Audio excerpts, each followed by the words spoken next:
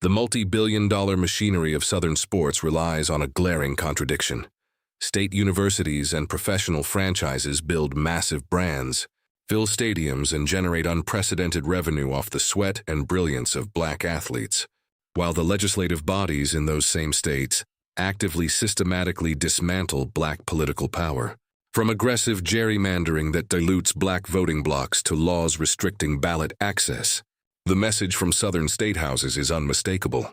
We want your talent on Saturdays, but we do not want your voice on Tuesdays. For too long, black athletes have been asked to compartmentalize their humanity, to bring glory and economic prosperity to institutions that refuse to protect their families and communities' fundamental civil rights.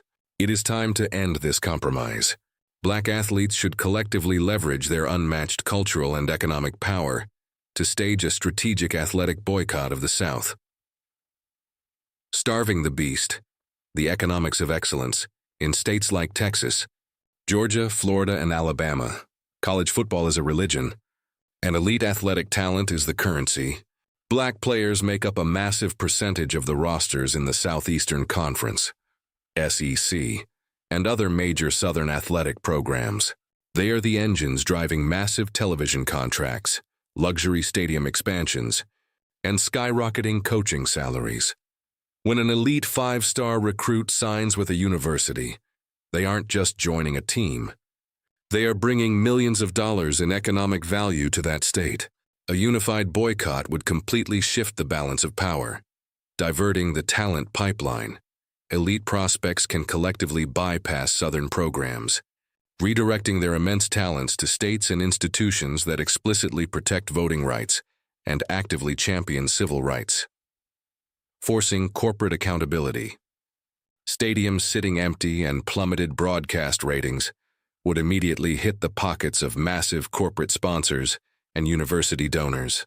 When billions of dollars are suddenly at risk, the wealthy donors who pull the strings of state politics will be forced to demand legislative change. Revitalizing historic institutions, a strategic boycott of Southern programs does not mean black athletes have to sacrifice their own professional futures. Instead, a collective pivot offers a historic opportunity to reshape the entire landscape of American sports by investing that value elsewhere. Top-tier talent can choose to elevate. Historically black colleges and universities, HBCUs, outside of hostile political environments, or choose premier programs in states committed to protecting democracy. By intentionally moving the spotlight, black athletes can build new epicenters of athletic excellence on terms that honor their dignity and respect their communities. Beyond the field, tradition of disruption history proves that athletic entertainment has never been enough to secure human rights. True progress has always demanded friction, sacrifice, and disruption. Muhammad Ali risked his career to oppose systemic injustice. The 1965 AFL All-Star Game was successfully relocated after black players boycotted New Orleans over rampant discrimination.